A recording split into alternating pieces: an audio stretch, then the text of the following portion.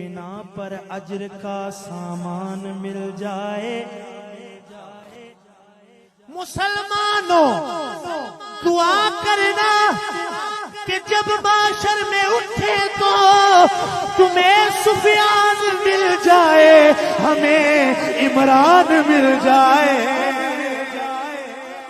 عصر حاضر میں کچھ شعراء اور نعت خوان صحابہ کرام کے مابین موازنہ کرتے ہوئے گستاخی کر رہے ہیں، ان کے متعلق کیا فرمائیں گے؟ بسم اللہ الرحمن الرحیم۔ یہ بڑا اہم سوال آپ نے کیا ہے۔ اس میں کوئی شک نہیں ہے کہ سرکار دو عالم صلی اللہ علیہ وآلہ وسلم کی ثناخوانی کا منصب جتنا واجب الاحترام ہے اتنا ہی واجب الاحتیاط بھی ہے۔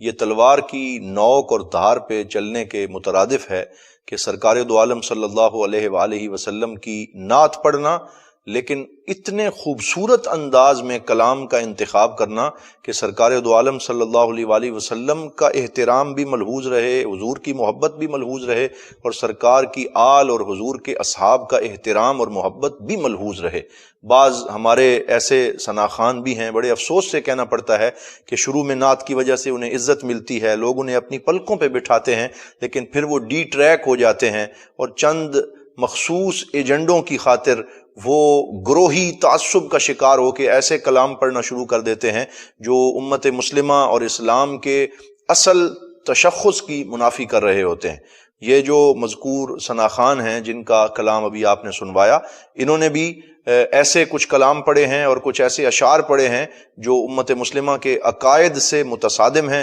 جمہور علماء و ائمہ اہل سنت کی تصریحات کے متصادم اور منافی ہیں۔ اس لیے ہم ان کی اس کاوش کی مذمت کرتے ہیں اور ان سے یہ گزارش کرتے ہیں کہ وہ اپنے اس رویے کے اوپر نظر ثانی کریں اور اس روش سے باز آ جائیں اور تمام صحابہ کرام رضوان اللہ تعالی علیہ مجمعین کے احترام کو ملحوظ خاطر رکھیں۔ یہ بات یاد رکھیں کہ اس میں کوئی شک نہیں ہے کہ صحابہ کرام میں سے کچھ ایسے افراد بھی تھے کہ جو اسلام لانے سے پہلے وہ اسلام کے خلاف برسر پیکار رہے، جنگوں میں انہوں نے حصہ لیا اور ان کی تلوار سے بہت سارے مسلمان شہید بھی ہوئے، لیکن جب سرکار دو عالم صلی اللہ علیہ وسلم نے ان کے اسلام کو قبول فرما لیا اور انہوں نے حضور کے دستے حق پرست پہ بیعت کر لیا اور وہ اسلام کے دائرے میں داخل ہو گئے، تو پھر کسی کو یہ حق نہیں پہنچتا کہ وہ اپنی ذاتی پسند اور ناپسند کی بنیاد پر حضور کے صحابہ میں سے کسی کے بارے میں لافزنی کرے اور ان کے بارے میں کوئی غلط یا ہلکا جملہ کہے۔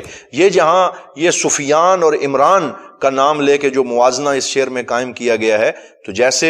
ابو سفیان ہیں، ان سے پہلے خالد بن ولید رضی اللہ تعالی عنہ، حضرت عمر بن عاص رضی اللہ تعالی عنہ، اکرمہ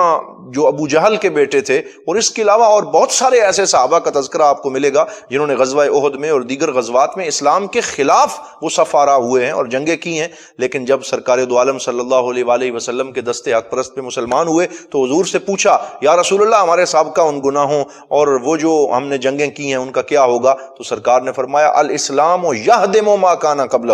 کہ اسلام جتنے بھی پہلے گناہ ہوتے ہیں اور جتنے بھی پہلے ظلم کیے ہوتے ہیں ان کو مٹا دیتا ہے۔ اسلام لانے سے پہلے جتنے بھی ظلم انسان سے سرزد ہوں، جتنے پاپ اور گناہ سرزد ہوں، ان کو مٹا دیتا ہے اور انسان گناہوں سے بالکل پاکیزہ ہو کر دائرہ اسلام میں داخل ہوتا ہے۔ لہٰذا ابو سفیان رضی اللہ تعالیٰ عنہ جب تک مسلمان نہیں ہوئے تھے تو ان کے بارے میں یہی لکھا گیا کہ دشمن اسلام تھے، لیکن جب وہ اسلام لے آئے اور سرکار نے ان کے اسلام کو قبول فرما لیا اور پھر انہوں نے جنگوں کے اندر شرکت کی اور جہاد کیا اور اسلام کے اوپر ان کا خاتمہ بالخیر ان کو نصیب ہوا، تو پھر کون ہوتا ہے کوئی شخص کہ جو ان کے بارے میں کوئی غلط جملہ کہے؟ لہٰذا ہمارا یہ عقیدہ ہے کہ کسی بھی صحابی کے بارے میں کوئی ہلکی بات کرنا یہ اہل سنت والجماعت کا شعار نہیں ہے، طریقہ نہیں ہے، اور ہم اس کو پوری طرح سے اس کی مذمت کرتے ہیں۔ اللہ تعالی ہمیں ایسی گستاخیوں سے باز رہنے کی توفیق نصیب فرمائے۔ اسی طرح یہ جو اس شعر میں عمران نام حضرت ابو طالب کا ذکر کیا گیا، یہ بھی اہل سنت والجماعت کا موقف نہیں ہے اور اس پہ پہلے بھی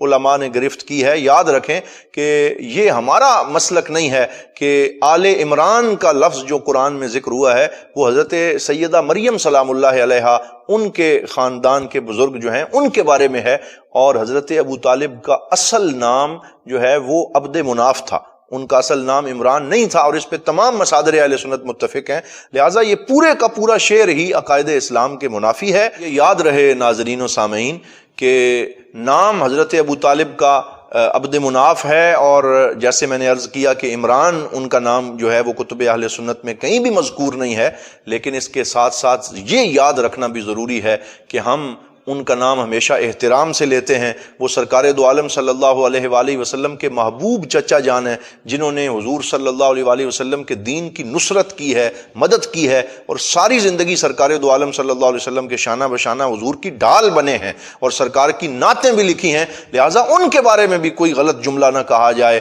کسی طرح کی ہلکی بات نہ کی جائے، اور ہمیشہ ان کا ذکر بھی احترام کے ساتھ کیا جائے۔ لہٰذا یہ پورے کا پورا شعر ہی عقائد اسلام کے منافی ہے، اور ہمیں اس طرح کے کلام پڑھنے سے اعتراض کرنا چاہیے، اور ایسے ثناخانوں کو اہل سنت کے سٹیج پہ پروموٹ کرنے سے بھی ہمیں باز رہنا چاہیے، تاکہ عقائد جو ہماری عوام اہل سنت کے ہیں وہ بالکل صاف شفاف اور قرآن و سنت کی روشنی میں صحیح طریقے سے ہم اس پہ کاربند رہ سکیں۔ اللہ تعالی ہمیں اس پہ عمل کی توفیق عطا فرمائے۔